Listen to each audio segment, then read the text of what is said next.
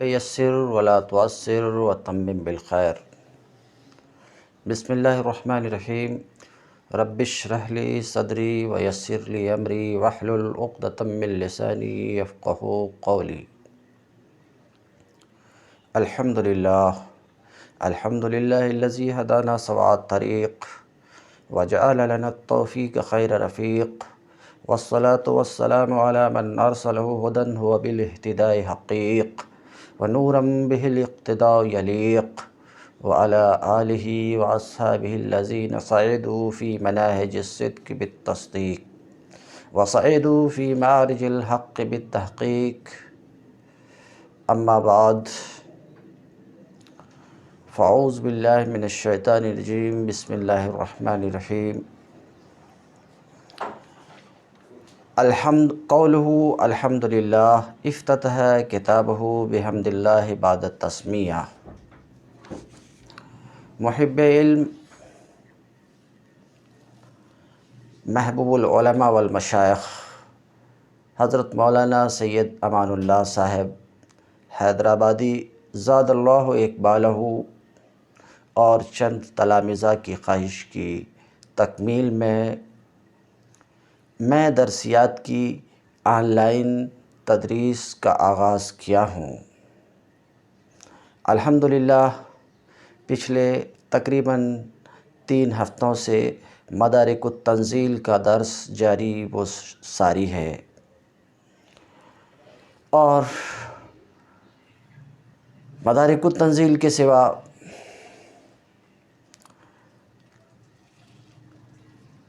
علم فرائض کی مارکۃ الآراء کتاب سراجی کا درس بھی شروع ہو چکا ہے، اور اللہ کے فضل سے قطبی تصدیقات کا درس بھی شروع ہو چکا ہے، مگر اس کے باوجود طلباء کا اصرار ہے کہ کچھ اور درسیات شروع کی جائیں۔ مجھ میں اتنی طاقت تو نہیں ہے، مگر اللہ رب العزت سے توفیق طلب کرتے ہوئے اور جسمانی قوت کی دعا کرتے ہوئے اللہ رب العزت سے میں آج شرح تہذیب شروع کرنے جا رہا ہوں۔ ظاہر ہے کہ یہ کام میرے بس سے پرے ہے، مگر طلباء کی خواہش، بالخصوص محب علم محبوب العلماء والمشائخ حضرت مولانا سید امان اللہ صاحب حیدرآبادی بانی باب العلم انواریہ کا بھی حکم ہے اور تعاون بھی ہے، بلکہ حقیقت یہ ہے کہ یہ جو کچھ بھی میرے ہاتھوں سے ہو پا رہا ہے وہ حضرت ہی کی حوصلہ افزائی اور تعاون سے ممکن ہو سکا ہے۔ مولا تعالیٰ کی بارگاہ میں دل کی گہرائی سے دعا ہے کہ حضرت موصوف کی خدمات کو قبول فرمائے، ان کے ادارہ باب العلم انواریہ کو روز افزوں ترقی عطا فرمائے اور ان کے تمام نیک مقاصد کو پر لائے۔ لہٰذا باب العلم انواریہ ایجوکیشنل سوسائٹی و جامعہ انواریہ حیدرآباد انڈیا کے زیر اہتمام شرح تہذیب کی قسط وار ویڈیو ریکارڈنگ اللہ تعالیٰ کی مدد سے شروع کرتا ہوں۔ الابتداء منی والاتمام من اللہ تعالیٰ ولا حول ولا قوة الا باللہ۔ اب میں بنام خدا آج کا درس شروع کرتا ہوں۔ آج میرے سامنے جو کتاب ہے اس کتاب کا نام شرح التہذیب ہے، عام عرف میں شرح تہذیب لوگ بولتے ہیں۔ اس کتاب کے نام سے ہی واضح ہے کہ یہ شرح ہے، کس کی؟ تہذیب المنطق کی۔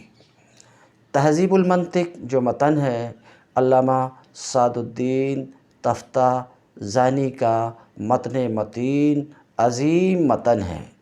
علامہ سعد الدین تفتازانی کی شخصیت سے دنیا علم کا بچہ بچہ واقف ہے، دنیا علم میں علامہ کے لقب سے جو شخصیات ملقب ہیں، اور علامہ اپنی تعریف کی روشنی میں اگر دیکھی جائے تو علامہ کے لقب سے جو شخصیات مشہور ہیں وہ انگلی پر گنی جا سکتی ہیں۔ انہی شخصیات میں سے ایک شخصیت علامہ سعد الدین تفتازانی کی ہے، جن کی سینکڑوں تصانیف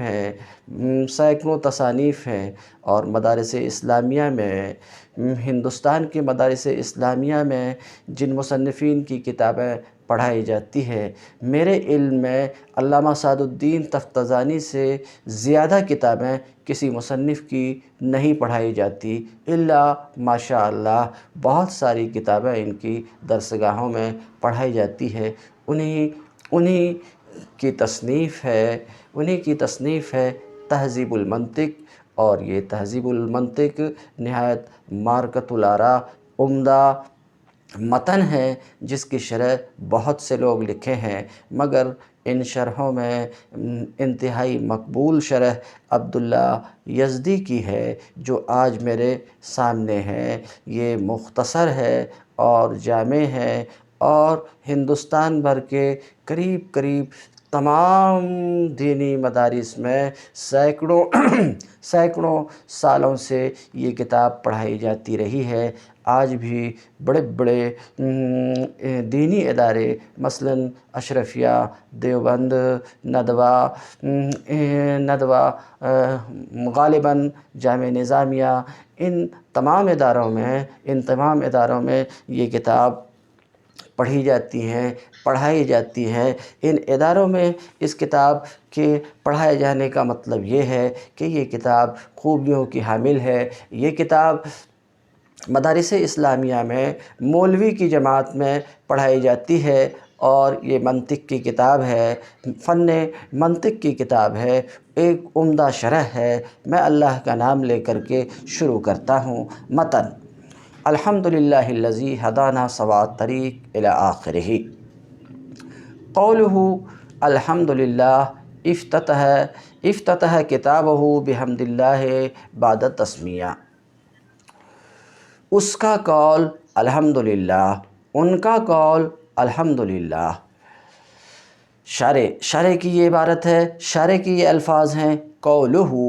اب سوال یہ کہ اس کا قول، یہ اضمار قبل سے کسی سے بھی ابتدائی گفتگو کر رہے ہیں اور یہ بولے اس کی بات، تو سننے والا کہے گا اس کی کس کی؟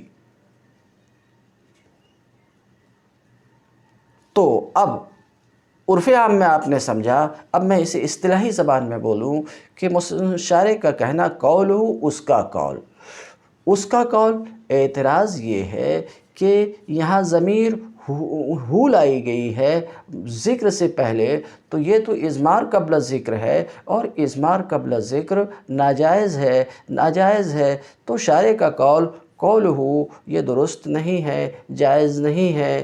یہ ہے ایک سوال۔ اس سوال کا جواب یہ ہے کہ یہ اضمار قبل ذکر نہیں ہے، اس لیے کہ ضمیر سے پہلے جو لفظ گزرا وہ قول ہے، اور قول عرض ہے، مقولہ فعل سے ہے، عرض ہے، اور عرض محل کے بغیر عرض کا وجود محال ہے، اور عرض جو قول موجود ہے تو لازمی طور پر ماننا پڑے گا کہ قائل بھی موجود ہے، ورنہ لازم آئے گا عرض کا وجود محل کے بغیر، اور یہ محال ہے۔ تو جب قول کا ذکر ہوا تو اس کے ضمن میں قائل کا ذکر ہو گیا، کیونکہ قول قائل کے بغیر محال ہے، عرض محل کے بغیر محال ہے۔ اب جب اس کے بعد ہا کی ضمیر آ رہی تو یہ ضمیر ذکر کے بعد ہے، اضمار قبل ذکر نہیں ہے، اس لیے یہ کہنا صحیح نہیں ہے کہ مصنف کا یہ قول شارح کا قولہ یہ درست نہیں ہے، ایسا کہنا درست نہیں ہے۔ تو شارح کہتے ہیں مصنف کا قول الحمدللہ افتتح کتابہ بحمد اللہ بعد التسمیہ۔ شارح اپنی اس عبارت سے ایک سوال کا جواب دینا چاہ رہے ہیں، بلکہ دو سوال کا جواب دینا چاہ رہے ہیں۔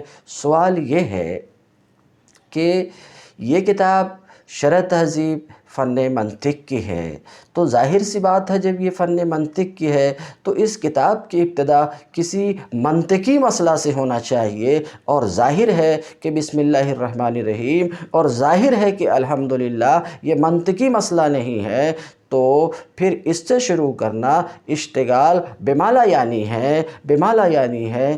یہ ایک سوال یہاں پہ وارد ہوتا ہے، اس سوال کا جواب شارح دیتے ہیں کہ انہوں نے اپنی کتاب کو شروع بسم اللہ الرحمن الرحیم اور الحمدللہ سے اس لیے کیا تاکہ خیر الکلام کی اتباع ہو جائے، حدیث خیر الانام کی اقتداء ہو جائے، اس کے لیے انہوں نے اپنی کتاب کو بسم اللہ اور الحمدللہ سے شروع کیا۔ اب سوال یہ کہ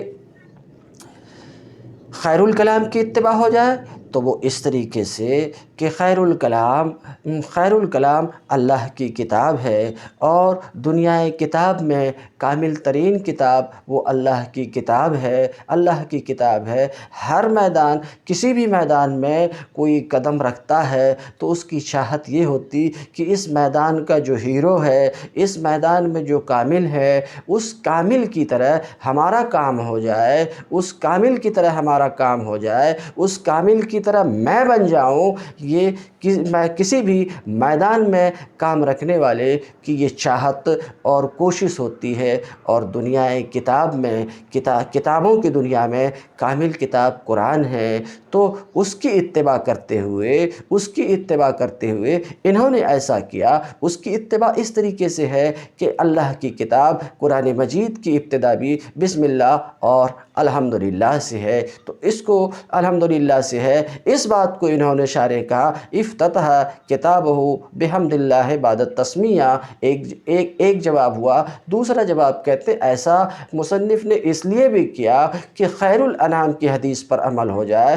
خیر الانام کی حدیث پر عمل کرنے کے لیے بھی انہوں نے کیا۔ خیر الانام کی حدیث کیا ہے؟ آپ صلی اللہ علیہ وسلم فرماتے ہیں کل امر ذی بال لم یبدا فیہ بسم اللہ الرحمن الرحیم فہو اخطا۔ اسی طریقے سے آپ صلی اللہ علیہ وسلم فرماتے ہیں کل امر ذی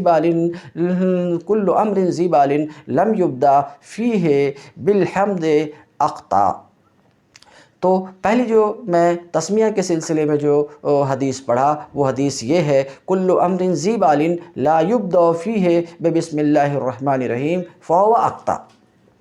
دونوں حدیث جس کی میں نے ابھی قرات کی، دونوں حدیث کا تقاضا یہ ہے کہ کسی بھی اچھے کام کے شروع میں بسم اللہ الرحمن الرحیم پڑھو، کسی بھی اچھے کام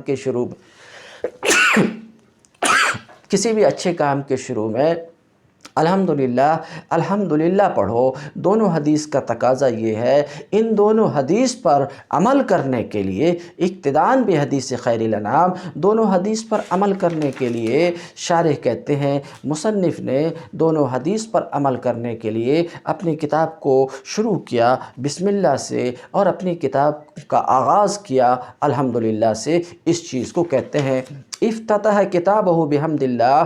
مصنف نے اپنی کتاب کا آغاز کیا تسمیہ کے بعد الحمدللہ سے۔ کیوں؟ اتباع کرنے کے لیے۔ کس کی اتباع کرنے کے لیے؟ اتباعاً بخیر الکلام، خیر الکلام کی اتباع کرنے کے لیے۔ خیر الکلام یعنی اللہ کی کتاب کی اتباع کرنے کے لیے انہوں نے ایسا کیا۔ وَاقْتِدَاءً بِحَدِيثِ خیر الانام علیہ وعلی آلہ الصلاۃ والسلام، اور خیر الانام کی حدیث کی ابتدا میں انہوں نے ایسا کیا، ان کی پیروی کرنے کے لیے، ان پر عمل کرنے کے لیے انہوں نے ایسا کیا، یعنی اپنی کتاب کو بسم اللہ اور الحمدللہ سے شروع کیا۔ علیہ وعلیٰ علیہ الصلاۃ والسلام، آپ پر اور آپ کی اولاد پہ اللہ کی رحمت و سلامتی نازل ہو۔ فَإِن قُلْتَ حدیث الابتدا، اب یہ جو شارح عبارت لا رہے ہیں، اس عبارت کا حاصل یہاں پر ایک اعتراض ہے اور قلتوں میں اس اعتراض کا جواب ہے۔ اعتراض کہاں سے پیدا ہوا؟ اعتراض اقتداءً بحدیث خیر الانام سے پیدا ہوا کہ شارح کہتے ہیں کہ رسول اللہ صلی اللہ علیہ وسلم کی حدیث پر عمل کرنے کے لیے انہوں نے ایسا کیا۔ تو اعتراض یہ کہ آپ صلی اللہ علیہ وسلم کی حدیث جو تسمیہ اور تحمید میں ہے وہ ناقابل عمل ہے، اس پر عمل کرنا ممکن نہیں ہے، کیونکہ دونوں حدیث میں ابتدا کا لفظ آیا ہے، تو دونوں کا تقاضا یہ ہے کہ دونوں حدیث کا تقاضا یہ ہے کہ دونوں سے شروع ہو، یعنی بسم اللہ الرحمن الرحیم کام کے آغاز میں ہو، الحمدللہ کام کے آغاز میں ہو، اور ظاہر ہے کہ دونوں سے ابتدا ممکن نہیں ہے، ابتدا تو کسی ایک سے ہی ہوگی، تو ان دونوں حدیثوں کے درمیان تعارض ہے، ان دونوں حدیث پر عمل کرنا ممکن نہیں ہے۔ تو پھر آپ نے ایسا کیسے کہہ دیا کہ خیر الانام کی حدیث پر عمل کرنے کے لیے عمل کرتے ہوئے انہوں نے ایسا کہا؟ یہ ہے اس مقام پر اعتراض۔ حاصل جواب پہلے اعتراض شارح کے لفظ میں دیکھتے ہیں۔ فَإِن قُلْتَ، اگر آپ اعتراض کرو کہ ابتدا کی حدیث تو تسمیہ اور تحمید میں سے ہر ایک میں مروی ہے، فَكَيْفَ التَّوْفِيقُ، تو دونوں حدیث کے درمیان تطبیق کیسے ہوگی؟ اگر آپ ایسا اعتراض کرو، تو شارح کہتے ہیں اس اعتراض کے جواب میں کہوں گا، حاصل گفتگو کا یہ کہ آپ نے کہا دونوں حدیثوں میں تعارض ہے، تطبیق ممکن نہیں ہے، لہٰذا دونوں ناقابل عمل ہے۔ جواب، دونوں حدیثوں میں کوئی تعارض نہیں ہے، کوئی تضاد نہیں ہے، اور عمل ناممکن نہیں ہے، عمل ممکن ہے، اس طریقے سے کہ یہ صحیح بات ہے کہ دونوں حدیث میں لفظ لا یبدا، لم یبدا، ابتدا کا لفظ آیا ہے، مگر اس کے باوجود تعارض نہیں ہے۔ وہ اس طور پر کہ تسمیہ کی حدیث میں جو ابتدا ہے وہ محمول ہے حقیقی پر، عام لوگوں کے لیے حقیقی پر محمول ہے، یعنی وہاں مراد ابتدا سے ابتدائے حقیقی ہے، اور تحمید کی حدیث میں جو ابتدا ہے وہ محمول ہے اضافی پر یا عرفی پر۔ فلا تعارض بین الحدیث، تو دونوں حدیث میں کوئی تعارض نہیں ہے، وہ اس طریقے سے کہ ابتدائے حقیقی اسے کہتے ہیں السابق علی الکل، جو سب سے پہلے ہو، یہ ابتدائے حقیقی ہے، اور ابتدائے اضافی کسے کہتے ہیں؟ جو کسی سے پہلے ہو، یہ ابتدائے اضافی ہے، اور ابتدائے عرفی کسے کہتے ہیں؟ جو مقصود سے پہلے ہو۔ تو ابھی جو ہم نے ذکر کیا ابتدا کی اس تعریف کے بنا پر دونوں حدیثوں میں کوئی تعارض نہیں ہے، کیونکہ تسمیہ کی حدیث میں جو ابتدا ہے وہ محمول ہے حقیقی پر، اور تحمید کی حدیث میں جو ابتدا ہے یا تو اضافی پر محمول ہے یا عرفی پر محمول ہے۔ اب اگر اس پر اعتراض کیا جائے، آپ کس بنا پر ایسا کر دیے کہ ایک ابتدا کو حقیقی پر محمول کر دیے، دوسرے ابتدا کو اضافی یا عرفی پر محمول کر دیے، یا دونوں جگہ ابتدا کو حقیقی پر محمول کر دیے؟ آپ کو یہ حق کس نے دیا؟ کیوں کر آپ نے ایسا کیا؟ آپ اس کے برعکس بھی کر سکتے تھے۔ اگر ایسا اعتراض کیا جائے تو اس سلسلے میں میں عرض کروں گا کہ بسم اللہ الرحمن الرحیم پر ایک بار نظر کر لیجئے، الحمدللہ پر ایک بار نظر کر لیجئے۔ جب آپ نظر کریں گے تو آپ کو خوب معلوم ہو جائے گا کہ بسم اللہ الرحمن الرحیم سے مقصود ہے اس میں ذات کا ذکر، اور الحمدللہ سے مقصود ہے اللہ کی صفت کا ذکر، اور آپ سب کو پتہ ہے کہ ذات پہلے ہوتی ہے، صفت بعد میں ہوتی ہے۔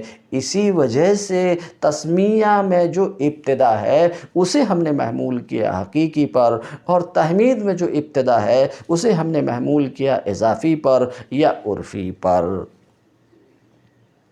تو کوئی تعارض نہیں۔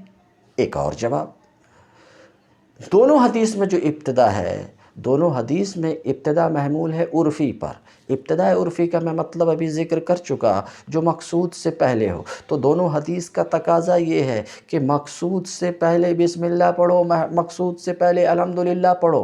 دونوں حدیث کا تو دونوں حدیث میں تعارض کہاں؟ جب مصنف نے کہا بسم اللہ الرحمن الرحیم الحمدللہ الذی، اور مقصود ابھی آیا نہیں، تو مقصود سے پہلے بسم اللہ اور الحمدللہ، تو یہ دونوں حدیث ناقابل عمل کس طریقے سے ہے؟ دونوں کا تقاضا تو بس یہ ہے کہ مقصود سے پہلے یہ دونوں ہونا چاہیے، مقصود سے پہلے یہ دونوں ہے۔ اب اگر اس پر سوال کرو کہ الحمدللہ پہلے بسم اللہ کو بھی بعد میں رکھا جا سکتا، تو اس کا جواب میرے جواب میں گزر چکا، نہیں، ایسا نہیں ہو سکتا تھا، کیونکہ ذات پہلے ہوتی ہے، صفت بعد میں ہوتی ہے۔ قلتو، اگر آپ وہ اعتراض کرو تو شارح کہتے ہیں میں یہ جواب دوں گا، کیا؟ الابتداء فی حدیث التسمیہ محمول علی الحقیقی، تسمیہ کی حدیث میں جو ابتدا ہے وہ ابتداء حقیقی پر محمول ہے، اور تحمید کی حدیث میں جو ابتدا ہے وہ ابتداء اضافی پر محمول ہے، او علی العرفی، یا یہ کہ تحمید کی حدیث میں جو ابتدا ہے وہ عرفی پر محمول ہے، ابتداء عرفی تعریف کر چکا میں۔ او فی کلیہما علی العرفی، یا دونوں ہی حدیث میں جو ابتدا کا لفظ آیا ہے یہ محمول ہے ابتداء عرفی پر، فلا تعارض بین الحدیثین، تو دونوں حدیث کے درمیان کوئی تعارض نہیں ہے، اور دونوں حدیث پر عمل کرنا ممکن ہے، ناممکن نہیں ہے۔ اب متن میں جو عبارت ہے الحمدللہ الذی ہدانا، تو اس میں جو الفاظ آئے ہیں حمد، اللہ، یہ الفاظ آئے ہیں، اس کی تشریح کرنا چاہ رہے ہیں انفرادی طور پر، پھر یہ جو جملہ ہے اس جملے پر گفتگو کرنا چاہ رہے ہیں، کہتے ہیں والحمد هو الثناء باللسان علی الجمیل الاختیاری، حمد کسے کہتے ہیں؟ تو کہتے ہیں حمد نام ہے، یہ جو حمد اس تعریف کو کہتے ہیں جو زبان سے ہو، الحمد هو الثناء باللسان، حمد کسے کہتے ہیں؟ زبان سے تعریف کو کہتے ہیں، کس پر؟ آگے گفتگو کریں گے، مگر یہاں پر ایک سوال ہے کہ الحمد هو الثناء باللسان، شارح کہتے ہیں کہ حمد زبان سے تعریف کرنا، سوال یہ ہے کہ ثنا کسے کہتے ہیں؟ تو ثنا ذکر الخیر باللسان، خیر زبان سے خیر کو ذکر کرنا، تو جب انہوں نے الحمد هو الثناء کہا تو لسان تو خود بخود آ گیا، تو پھر شارح کو باللسان لگانے کی کیا ضرورت؟ یہ تو لغو ہوا۔ جواب، ہاں، ثنا ذکر الخیر باللسان کو کہتے ہیں بلا شبہ، مگر اس کے باوجود باللسان لائے وہ اس طور پر کہ ثنا سے باللسان کی تجرید کر لی گئی ہے، تو باللسان لانے کی ضرورت تھی۔ تجرید کرنا، پھر لانا اس اہمیت کو بتانے کے لیے کہ حمد میں لسان کی قید معتبر ہے، اس وجہ سے یہاں پر الحمد هو الثناء باللسان فرمایا۔ تو حمد کسے کہتے ہیں؟ زبان سے تعریف کرنا، کس پر؟ علی الجمیل الاختیاری، فعل جمیل اختیاری پر، نعمتاً کان او غیرہا۔ اب یہ تعریف، یہ ثنا نعمت کے بدلے میں ہو یا بغیر نعمت کے، یہ کیا ہے؟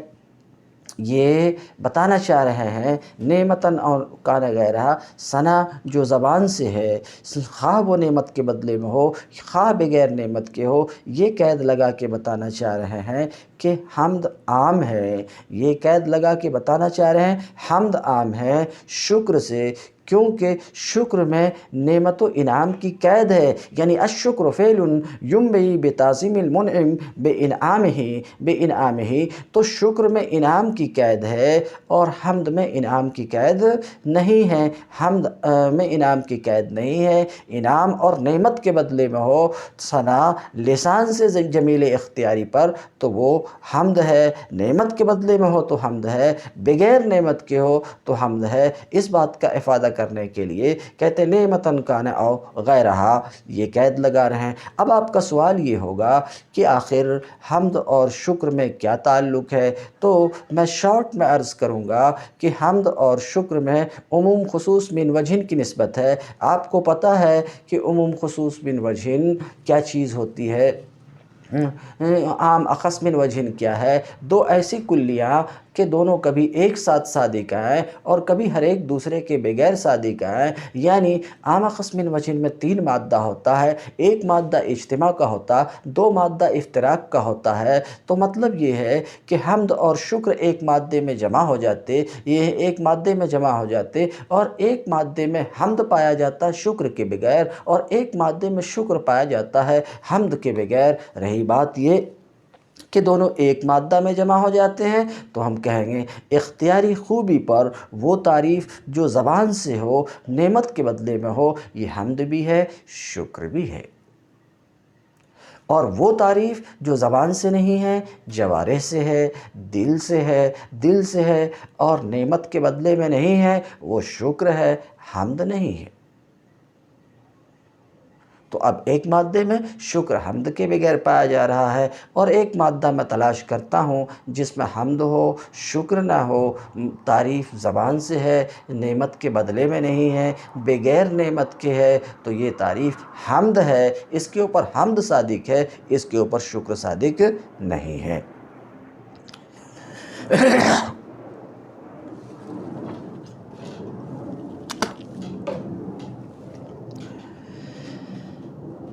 واللہ الحمدللہ میں کلمہ جلالت آیا ہے۔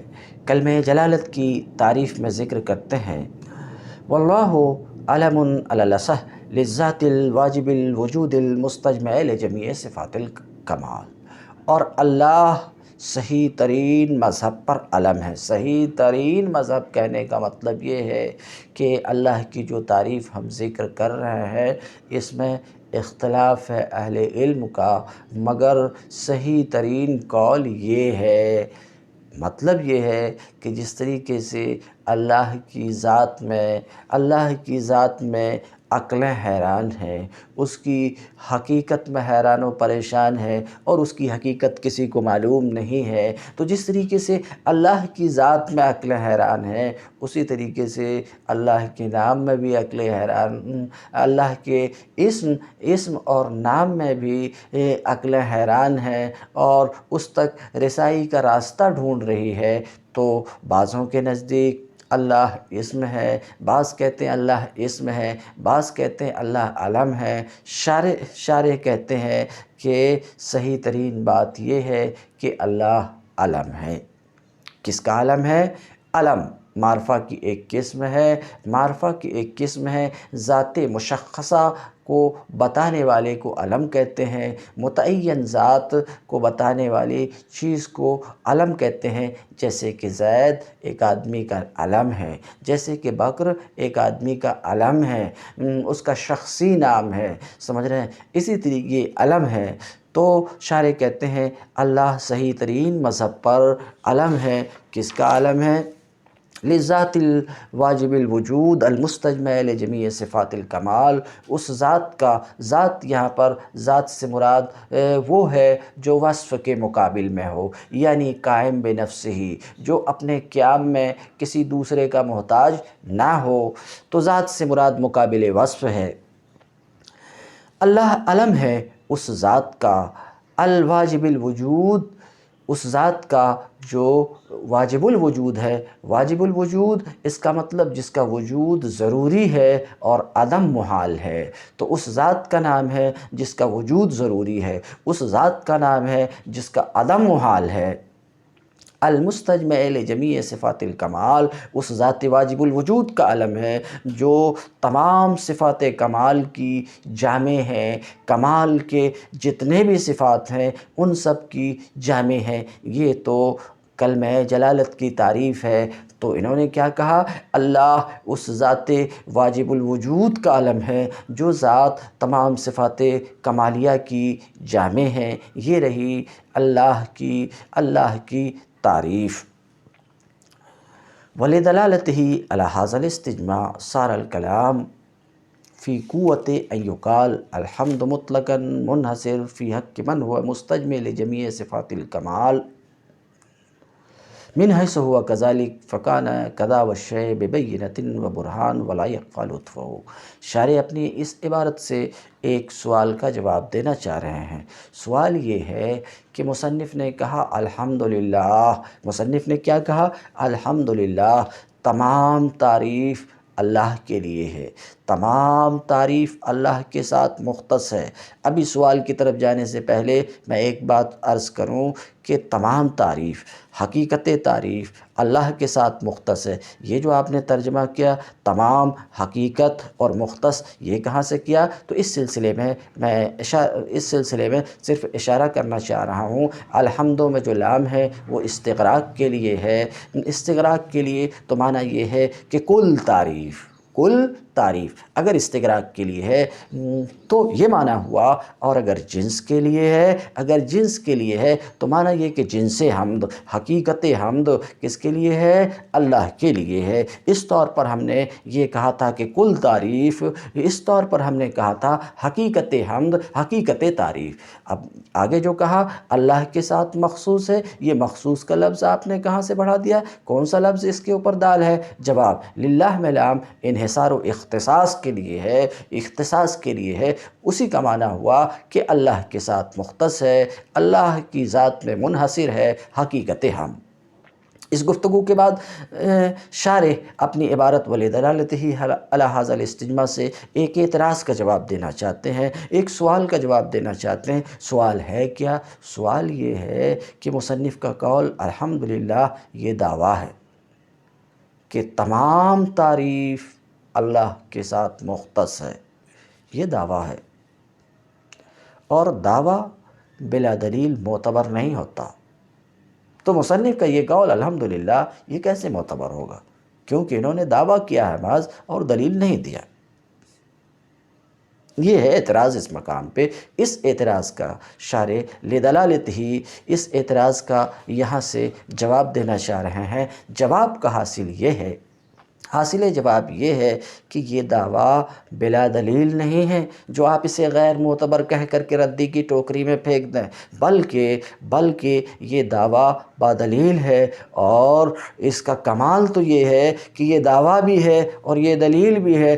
الگ سے یہاں دلیل دینے کی ضرورت نہیں ہے۔ اب دلیل تو لوگوں کو دعویٰ کے بعد دلیل دینے کے لیے الگ کلام جملہ کے استعمال کرنے کی ضرورت ہوتی، مگر یہاں الگ سے کسی جملہ اور کسی کلام کو استعمال کرنے کی ضرورت نہیں ہے، بلکہ یہی دعویٰ ہے، یہی دلیل ہے۔ اب نظر کیجئے کہ یہی دعویٰ ہے، وہ تو آپ دیکھ چکے کہ یہ دعویٰ ہے۔ یہ دلیل کیسے ہے؟ یہ دلیل اس طور پر ہے کہ اللہ کسے کہتے ہیں؟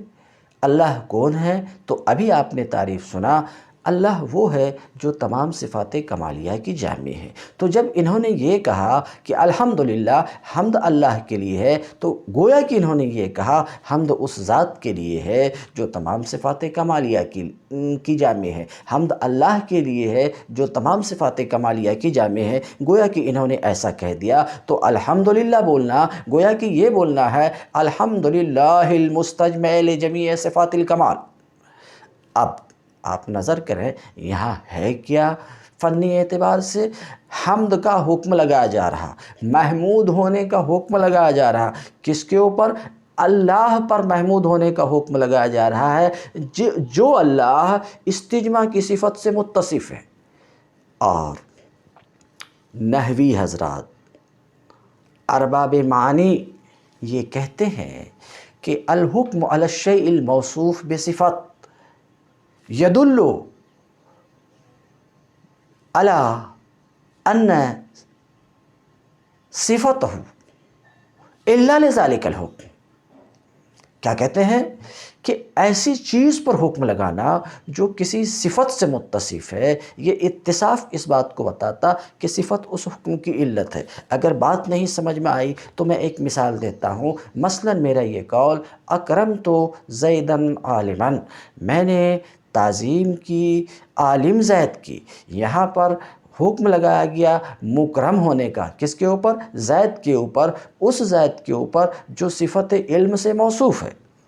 تو یہ حکم اس بات کو بتا رہا ہے کہ صفت اس حکم کی علت ہے، یعنی اس جملے میں یہ ہے کہ زید مکرم ہے، زید قابل تعظیم ہے۔ کیوں؟ اس لیے کہ عالم ہے، اس لیے کہ عالم ہے۔ تو چونکہ الحمدللہ قوت میں ہے، الحمدللہ المستجمع کے، اور حکم علی الشیء الموصوف بصفت یہ دلالت کرتا ہے کہ صفت اس حکم کی علت ہے، تو یہ اس بات کو بتا رہا ہے کہ حمد اللہ کے لیے کیوں ہے، اللہ محمود کیوں ہے؟ اس لیے کہ تمام صفات کمالیہ کی جامع ہے۔ تو یہی دعویٰ، یہی دلیل، آپ نے کہا حمد اللہ کے لیے، اس بات کی دلیل تو یہیں پر دلیل موجود ہے۔ اللہ کے لیے اس لیے حمد ہے کیونکہ اللہ تمام صفات کمالیہ کی جامع ہے، الگ سے دلیل پیش کرنے کی ضرورت نہیں۔ اسے اگر منطقی انداز میں آپ کو سمجھنا ہے تو ہم اسے یوں کہہ سکتے ہیں کہ یوں ترتیب دے سکتے ہیں مقدمات کو کہ حمد صفات کمال سے ہے، یہ بالکل واضح ہے، اور صفات کمال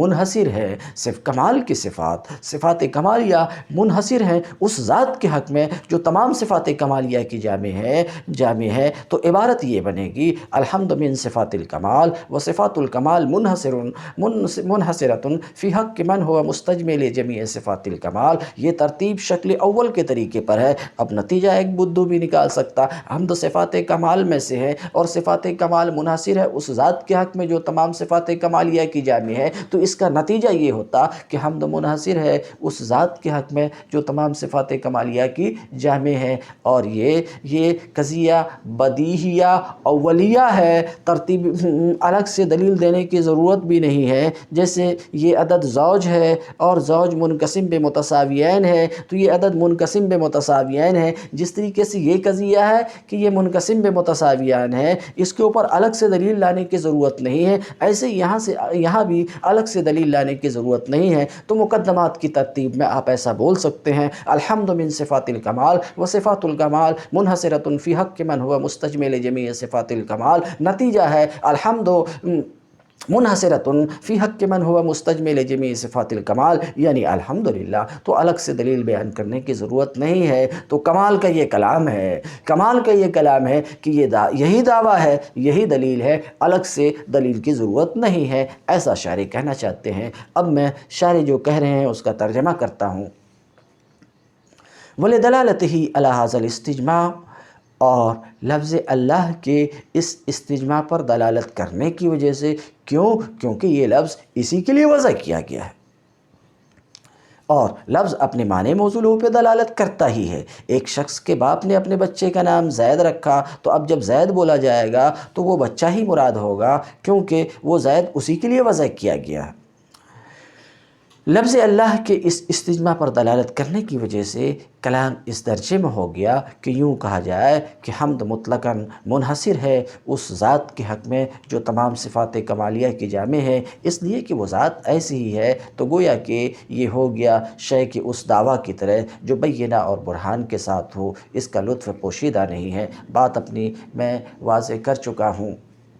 آگے کہتے ہیں الذی ہدانا، الحمدللہ الذی ہدانا سواء الطریق۔ تو قولہ الذی ہدانا، مصنف کا قول الذی ہدانا، پوری بات متن میں ہم دیکھ لیتے ہیں۔ الحمدللہ الذی ہدانا سواء الطریق، تمام تعریف اللہ کے لیے ہے جس نے ہمیں سوائے طریق کی ہدایت دی۔ اب یہاں پر آپ کا سوال ہوگا کہ سوائے طریق کی ہدایت دی، ذرا ہدایت کی تشریح کیجئے کہ آپ کی مراد ہدایت سے کیا ہے، یہاں پر ہدایت کا کیا معنی ہے۔ تو اس سلسلے میں شارح خود گفتگو کرتے ہیں، اور حاصل گفتگو یہ ہے کہ ہدایت کے معنی میں اہل علم کا اختلاف ہے، اور اس سلسلے میں دو مستقل فریق بن گئے ہیں۔ ایک گروہ جن کا تعلق فرقہ اعتزال سے ہے، یعنی معتزلہ، تو ان کا یہ کہنا ہے کہ ہدایت کا معنی ایصال للمطلوب ہے۔ ایک دوسرا گروہ جو اشاعرہ کا ہے، ہم بھی اشعری ہیں الحمدللہ۔ دوسرا گروہ جو اشاعرہ کا ہے، ان کا یہ کہنا ہے کہ ہدایت کا معنی ارات الطریق ہے۔ تو سوال یہ کہ ہدایت کے معنی میں اختلاف ہے، کیا یہ اختلاف محض لفظی ہے یا یہ کہ یہ اختلاف حقیقی ہے؟ تو شارح اس بات کو واضح کریں گے، نہیں یہ لفظی نہیں ہے، حقیقی ہے، کیونکہ نتیجے پر فرق پڑتا ہے۔ جو لوگ یہ کہتے ہیں ایصال المطلوب ہے، تو ظاہر سی بات ہے مطلوب تک پہنچا دینا مطلوب تک پہنچ جانے کو مستلزم ہے، اور جو یہ کہتے ہیں کہ اس کا معنی راستہ دکھانا ہے، تو راستہ دکھا دینا مطلوب تک پہنچنے کو مستلزم نہیں ہے۔ نیچے میں ایک بار پھر اس پر گفتگو کروں گا، سر دست دیکھتے ہیں کہ شارح کیا کہتے ہیں۔ مصنف کا قول الذی ہدانا، الہدایہ یعنی ہدا یہ مشتق ہے ہدایت سے، ہدا یہ ماخوذ ہے ہدایت سے، تو ہدایت قیل ہی الدلالۃ الموصلہ ای الایصال للمطلوب۔ ہدایت کی تفسیر میں ایک قول یہ ہے کہ ہدایت کس کا نام ہے؟ دلالت موصلہ کا نام ہے، یعنی مطلوب تک پہنچانے کا نام ہے۔ تو ہدایت کا معنی کیا؟ معتزلہ ایسا کہتے ہیں کہ ہدایت کا معنی ایصال للمطلوب، مطلوب تک پہنچانا ہے۔ وقیل ہے ایک دوسرا قول جو اشاعرہ کا ہے، اشاعرہ کہتے ہیں ہدایت کس کا نام ہے؟ اراۃ الطریق، راستہ دکھا دینے کا نام ہے۔ الموصل للمطلوب، راستہ دکھا دینے کا نام ہے جو مطلوب تک موصل ہوتا ہے۔ تو بہرحال اختلاف ہوا، معتزلہ کے نزدیک اس کا معنی ہے ایصال للمطلوب، اور اشاعرہ کے نزدیک ان کا معنی ہے اراۃ الطریق۔ کیا یہ فرق محض لفظی ہے؟ یہ اختلاف محض لفظی ہے؟ تو نہیں، یہ اختلاف حقیقی ہے۔ شارح اس بات کو دکھانا چاہتے ہیں، اس کے لیے کہتے ہیں والفرق بین ہذین المعنیین ان الاول یستلزم الوصول للمطلوب بخلاف الثانی۔ فرق ان دونوں معنوں کے درمیان یہ ہے کہ ایصال للمطلوب وصول للمطلوب کو مستلزم ہے، بخلاف ثانی کے برخلاف کہ اراۃ طریق وصول للمطلوب کو مستلزم نہیں ہے۔ اگر بات واضح نہیں ہو سکی تو میں اسے واضح کرنے کی کوشش کرتا ہوں۔ جو لوگ کہتے ہیں اس کا معنی ایصال للمطلوب ہے، تو ظاہر ہے ایصال للمطلوب وصول للمطلوب کو مستلزم ہے۔ مثال کے طور پہ ایک شخص میرے پاس آتا ہے اور آ کر کہتا ہے کہ میں چار مینار جانا چاہتا ہوں، تو اب میرے پاس دو راستہ ہے۔ ایک راستہ تو یہ ہے کہ میں اسے چار مینار لے جا کر کے پہنچا دوں، تو یہ ایصال للمطلوب ہے، اور ظاہر سی بات ہے جب میں چار مینار اسے پہنچا دیا تو وہ مطلوب تک، اپنی منزل تک پہنچ گیا، تو ایصال للمطلوب وصول للمطلوب کو مستلزم ہے۔ دوسری صورت میرے پاس یہ ہے کہ میں اسے چار مینار تک جانے والا راستہ بتا دوں کہ اس راستے پر جاؤ، اس راستے پر جاؤ، ایسا جاؤ ویسا جاؤ، چار مینار تک یہ راستہ جاتا ہے، تو یہ اراۃ طریق ہے، راستہ دکھا دینا ہے، راستہ بتا دینا ہے۔ تو آپ نے دیکھا کہ ایصال للمطلوب وصول للمطلوب کو مستلزم ہے، یعنی مطلوب تک پہنچا دینا مطلوب تک پہنچ جانے کو مستلزم ہے، مگر اراۃ الطریق کا یہ حال نہیں ہے۔ اراۃ الطریق وصول للمطلوب کو مستلزم نہیں ہے، کیونکہ جب ہم نے راستہ بتایا تو جس کو راستہ بتایا، کون سا راستہ؟ چار مینار کا راستہ ہم نے بتایا، تو جس کو بتایا اس کے لیے یہی ضروری نہیں ہے کہ وہ اس راستے پر پہنچ جائے، جو راستہ چار مینار کو جاتا یہی ضروری نہیں، تو اس کے لیے یہ کہاں سے ضروری ہوگا کہ چار مینار تک پہنچ ہی جائے؟ پہنچ بھی سکتا، نہیں بھی پہنچ سکتا ہے۔ یہ فرق ہے اراۃ الطریق اور یہ فرق ہے ایصال الی المطلوب کے درمیان۔ والفرق بین ہذین المعنیین ان الاول یستلزم الوصول للمطلوب۔ ان دونوں معنی کے درمیان فرق یہ ہے کہ اول یعنی ایصال للمطلوب وصول للمطلوب کو مستلزم ہے، مطلوب تک پہنچا دینا مطلوب تک پہنچ جانے کو مستلزم ہے، بخلاف ثانی کے برخلاف یعنی اراۃ الطریق وصول للمطلوب کو مستلزم نہیں ہے۔ اب اس بات کی دلیل یہ خود بیان کرتے، میں اسے سمجھا چکا۔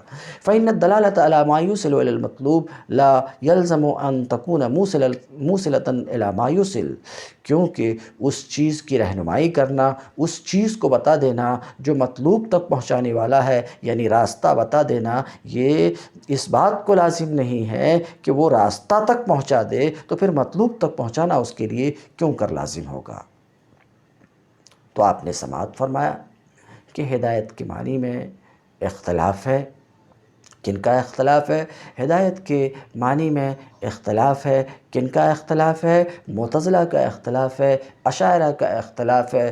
اب شارح جس عبارت کو پیش کر رہے ہیں اس عبارت کا حاصل یہ ہے کہ یہ معتزلہ کا مذہب بھی ٹوٹ جاتا ہے اور اشاعرہ کا مذہب بھی ٹوٹ جاتا ہے، یعنی یہ کہنا کہ ہدایت کا معنی ایصال المطلوب ہے یہ بھی درست نہیں ہے، یہ کہنا کہ ہدایت کا معنی مطلقاً اراۃ الطریق ہے یہ بھی درست نہیں ہے، یہ بھی درست نہیں ہے۔ اب ان دونوں بات کو پہلے ثابت کریں گے، پھر اپنے اس دعویٰ کو ثابت کر لینے کے بعد کہ یہ دونوں معنی ٹوٹ جاتا ہے، پھر بتائیں گے کہ ہدایت کا معنی ہے کیا۔ پہلے ہم دیکھتے ہیں پہلی بات کو، والاول منکوس، ہدایت کا پہلا معنی جو بتایا گیا وہ تو ٹوٹ جاتا ہے اللہ تعالیٰ کی اس قول سے وَأَمَّا ثَمُودُ فَهَدَيْنَاهُمْ فَاسْتَحَبُّوا الْعَمَىٰ عَلَى الْهُدَىٰ۔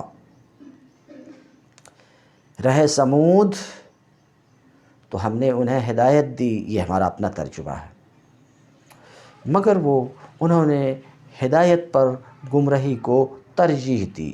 اب اس آیت سے وہ معنی ٹوٹ جاتا کیونکہ معتزلہ نے جو معنی بتایا اس کی روشنی میں معنی یہ ہوگا کہ سمود کو ہم نے منزل تک، ایمان تک پہنچا دیا، مطلوب تک پہنچا دیا، پھر وہ گمراہ ہو گئے۔ اب ان کے بتائے ہوئے معنی کی بنا پر اس آیت کا معنی یہ ہوتا ہے اور یہ بالکل غلط ہے۔ کیونکہ ایصال المطلوب تو وصول المطلوب کو مستلزم ہے، جب منزل تک پہنچا دیا تو پھر منزل تک نہ پہنچے، یہ بالکل ہی درست نہیں ہے۔ اس لیے ایسا کہنا کہ ہدایت کا معنی ایصال المطلوب ہے یہ درست نہیں ہے۔ والاول، معنی اول ٹوٹ جاتا ہے اللہ تعالیٰ کے قول وَأَمَّا ثَمُودُ فَهَدَيْنَاهُمْ فَاسْتَحَبُّوا الْعَمَىٰ عَلَى الْهُدَىٰ سے۔ کیوں؟ اِذْ لَا يُتَصَوَّرُ الضَّلَالَ بَعْدَ الْوُصُولِ لِلْحَقِّ، اس لیے کہ حق تک پہنچ جانے کے بعد پھر بھٹکنے کا تصور کیا ہو سکتا ہے۔ والثانی، بات ختم ہو چکی۔ والثانی منکوس بقولہ تعالیٰ، اور دوسرا معنی جو اشاعرہ بتاتے ہیں اراۃ الطریق، کہتے ہیں یہ بھی درست نہیں ہے، یہ معنی بھی ٹوٹ جاتا ہے اللہ تعالیٰ کے قول انک لا تہدی من احببت سے۔ انک لا تہدی من احببت، تو یہ ٹوٹ جاتا ہے۔ پہلے میں ترجمہ کرتا ہوں اس آیت کا۔ یقیناً آپ لا تہدی، ہدایت نہیں دے سکتے، من احببت، اس کو جسے آپ محبوب رکھتے ہیں، اپنے محبوب کو۔ اس آیت کی تفسیر میں مفسرین نے یہ کہا ہے کہ یہ آیت نازل ہوئی ہے ابو طالب کے بارے میں، اور اعلیٰ حضرت کا بھی اسی بات کی طرف رجحان ہے کہ یہ آیت ابو طالب کے بارے میں نازل ہوئی کہ اللہ رب العزت، چونکہ نبی کریم صلی اللہ علیہ وسلم کے حضرت ابو طالب نبی کریم صلی اللہ علیہ وسلم کے پیارے چچا تھے اور بڑی شفقتیں تھیں حضرت ابو طالب کی نبی کریم صلی اللہ علیہ وسلم پر۔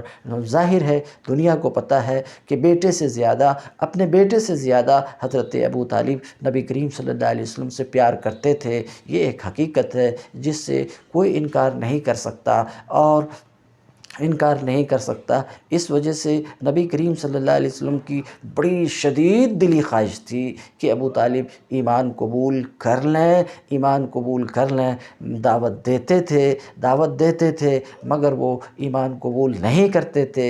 اس پر نبی کریم صلی اللہ علیہ وسلم کو رنج بھی لاحق ہوتا تھا۔ تو اللہ رب العزت نے تسلی کے لیے یہ آیت نازل فرمائی اور اس آیت میں فرمایا کہ یہ کام میرا ہے، منزل تک پہنچا دینا، مومن بنا دینا، یہ کام میرا ہے۔ تمہارا کام محض میرے احکام کو پہنچا دینا ہے۔ اس بات کی طرف جمہور علماء گئے ہیں، اسی بات کی طرف اعلیٰ حضرت بھی گئے ہیں۔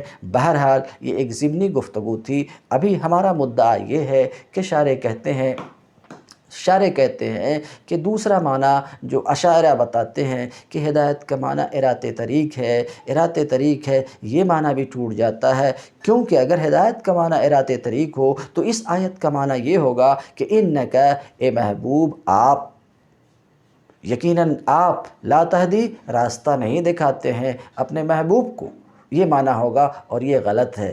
نبی تو ہر امتی کو راستہ دکھاتے ہیں، نبی کا تو مشن ہی ہوتا ہے راستہ بتانا۔ وہ اغیار کو راستہ بتاتے ہیں تو اپنے محبوب کو راستہ نہ بتائیں، یہ ناممکن ہے۔ تو اگر ہدایت کا معنی ارات طریق ہو جیسا کہ اشاعرہ بتاتے ہیں تو ظاہر ہے کہ یہ معنی یہاں سے ٹوٹ جائے گا، کیونکہ ارات طریق معنی ہو تو آیت کا معنی یہ کہ آپ راستہ نہیں بتاتے ہیں، حالانکہ نبی کا کام ہی راستہ بتانا ہے۔ تو اس سے یہ معلوم ہوا کہ ہدایت کا معنی ارات طریق نہیں ہے۔ تو اس کو کہتے ہیں وثانی، دوسرا معنی جو اشاعرہ بتاتے ہیں، یہ معنی ٹوٹ جاتا ہے اللہ تبارک تعالیٰ کے قول انک لا تہدی من احببت سے۔ کیوں ٹوٹ جاتا ہے؟ فإن النبی علیہ السلام کان شانہ ارات الطریق، کیونکہ نبی علیہ السلام کا کام ہی ہے راستہ بتانا۔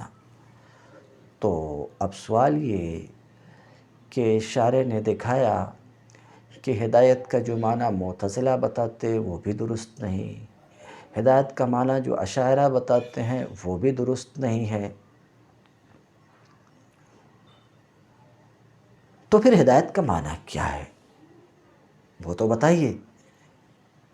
تو اس سلسلے میں شارح کہتے ہیں والذی یفہم من کلام المصنف رحمہ اللہ فی حاشیۃ الکشاف هو ان الہدایۃ لفظ مشترک بین ہذین المعنیین وحینئذ یظہر اندفاع کلا النقیضین ویرتفع الخلاف من البیان۔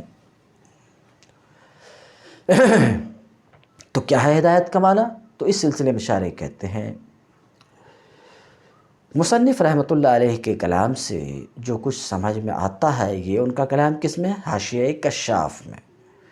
کشاف کے حاشیہ میں مصنف کا جو کلام ہے، اس کلام سے جو سمجھ میں آتا ہے وہ یہ ہے، یعنی علامہ سعد الدین تفتزانی نے حاشیہ کشاف میں ایسا فرمایا ہے۔ کیا فرمایا ہے؟ ان الہدایۃ لفظ مشترک،